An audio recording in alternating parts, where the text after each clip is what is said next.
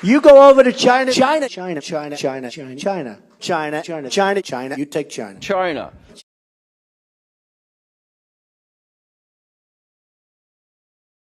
U.S. employment is up, but the percentage of Americans who are employed is still lower than before the recession. So has the civilian labor force participation rate.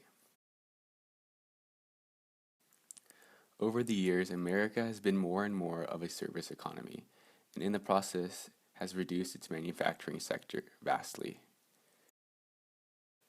Producers have outsourced much of their manufacturing to other developing nations like China, so as to increase profits and reduce production costs. People often discount the importance of the manufacturing sector. The manufacturing sector employed 12 million workers in 2013, or about 8.8% of the total U.S. employment. Manufacturing employs a higher share of workers without a college degree than the economy overall. On average, non-college educated workers in manufacturing made 10.9% more than similar workers in the rest of the economy.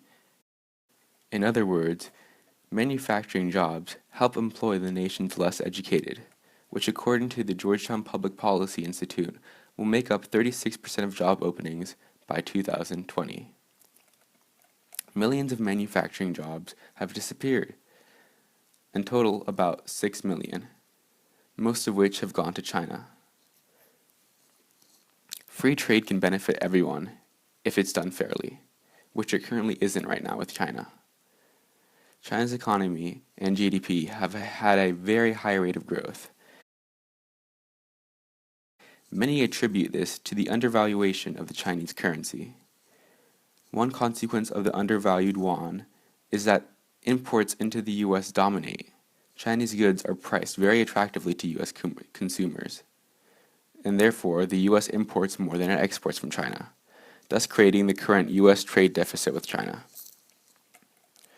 The yuan value has barely risen over the past 10 years. It's risen from 12 cents to only 15 cents, which is only a 33% increase spread over a decade.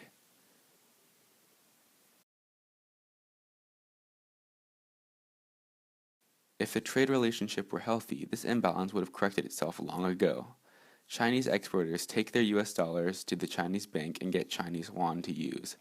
Ideally, the bank would then sell the US dollars in the currency spot market and buy yuan. Selling dollars in huge volumes will push down the value of the dollar, and similarly, buying yuan in huge volumes would push up the value of the currency. The newly adjusted exchange rate would make Chinese goods more expensive in the US and make US goods more attractive in China. Eventually, the flow of goods and money between the two countries would become more equal. Unfortunately, the Chinese government has not allowed the yuan to float freely to its equilibrium levels.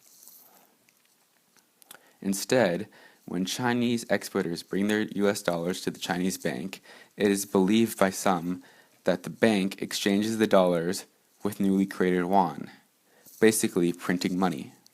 This increases the supply of yuan, which devalues the currency, or at least prevents it from appreciating.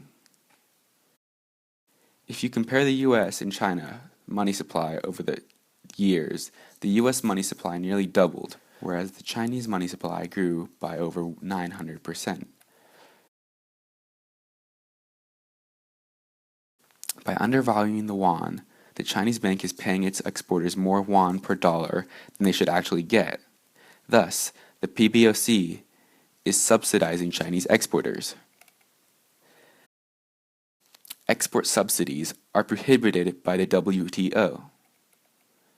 Another consequence of the undervalued yuan is that other emerging nations are forced to devalue their own currencies so as to remain price competitive with China, thus further undermining the American economy. Chinese export subsidies have been adversely affecting American manufacturing business.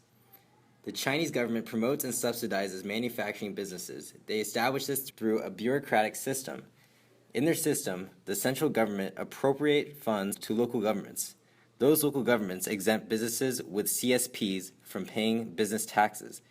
By doing this, the Chinese businesses are able to increase their efficiency of production and exports versus American and other foreign businesses.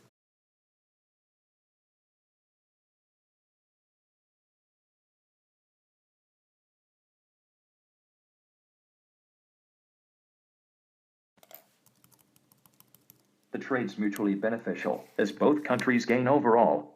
Within this overall characterization, there are inevitably winners and losers, so the problem is one of composition, which is quite a common issue in international trade. In the US, consumers are significantly better off. Not so for producers, as some are harmed by Chinese competition.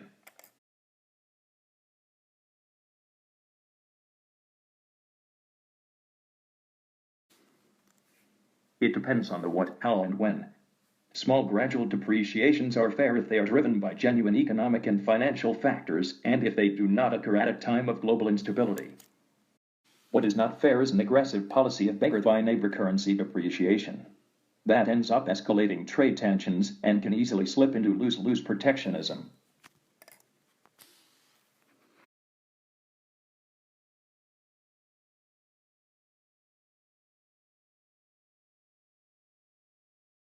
I am most concerned about the well-being of the economy as a whole, particularly its ability to prosper by generating high and inclusive improvements in the standard of living.